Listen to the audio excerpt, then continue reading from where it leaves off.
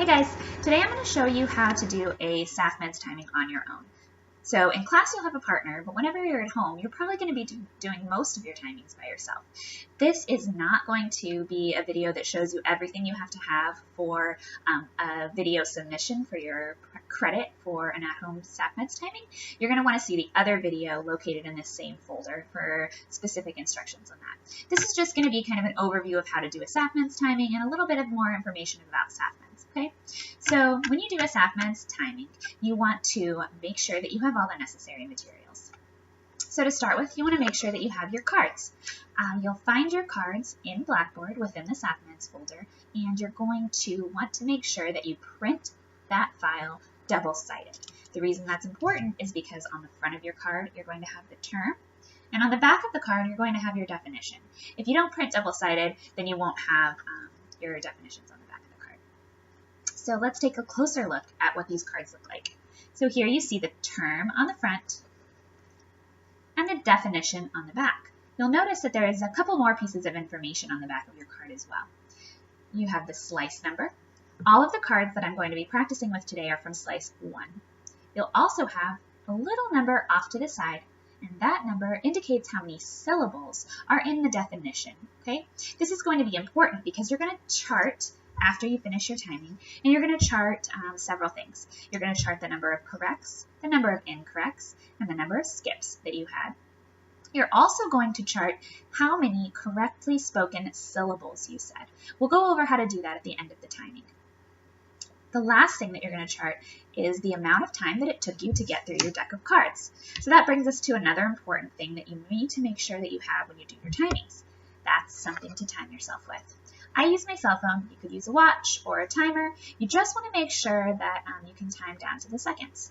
So make sure that you are not setting an actual timer for a specific amount of time. Rather, you want to set like a stopwatch. That will allow you to know how long it took you to get through your timing. Okay?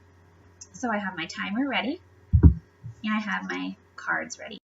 So when you do a SAFMEDS timing, you want to make sure that you keep in mind the acronym for SAFMEDS, right? The first letter of that acronym is S. That stands for say. Okay, so that means you're going to be saying the definitions aloud. So a lot of the time when you practice flashcards, you might look at your flashcard and you might think about the definition or whatever is written on the back of the card.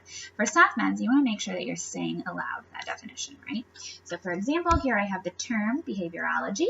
I would see that term and I would out loud say the definition, which is natural science of behavior. Okay.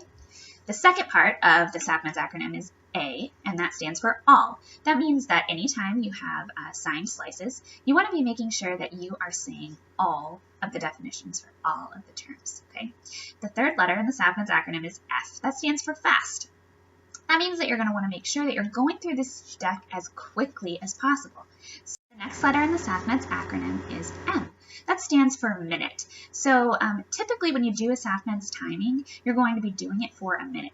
However, we won't be doing it for a specific set amount of time. You're going to be timing yourself, and then when you chart within Chartlytics, it's going to calculate your per minute rate and display it within Chartlytics. So if you get through 6 terms in 11 seconds, when you plot that within Chartlytics, it's going to calculate how many terms you'd be able to get through within 60 seconds or a minute.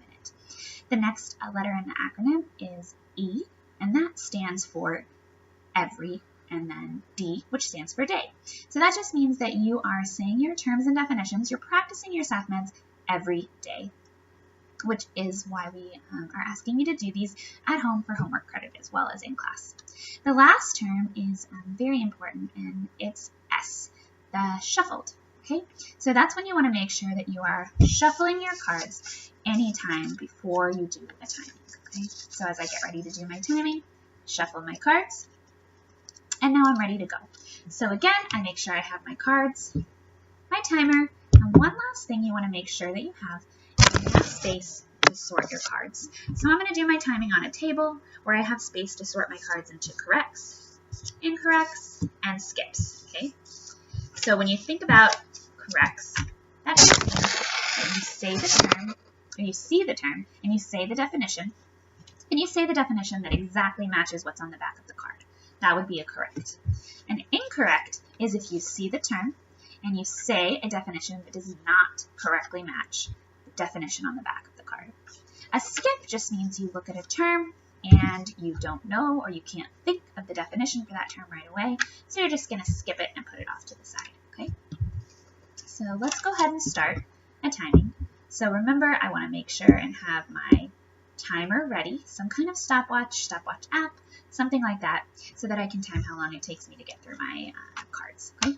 So here I have my cards. I have shuffled them. I'm ready to go. So before I begin to say definitions, I'm going to hit my start button right on my timer. If-then relation, natural science and behavior, behavior of interest, systematic approach to understanding events, environment, anything an organism does that can be measured.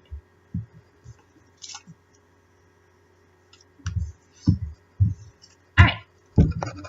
So now I want to look and see how many of my cards I got correct. So as you can see, I said anything an organism does that can be measured. So since that doesn't match the definition, this would count as an incorrect, okay? I also said environment rather than environmental change. This is going to count as an incorrect also. So I have my incorrect piles here of 2. All of my other definitions I said correctly, so I'm going to count those. 1, 2, 3, 4. So I have 4 corrects and 2 incorrects. That's where I'm going to chart in Chartlytics how many corrects and incorrects I got. There's another document within this SAFMEDS folder, and that has instructions for how to chart within Chartlytics. So you can go there in order to find explicit directions on how to do so. Okay?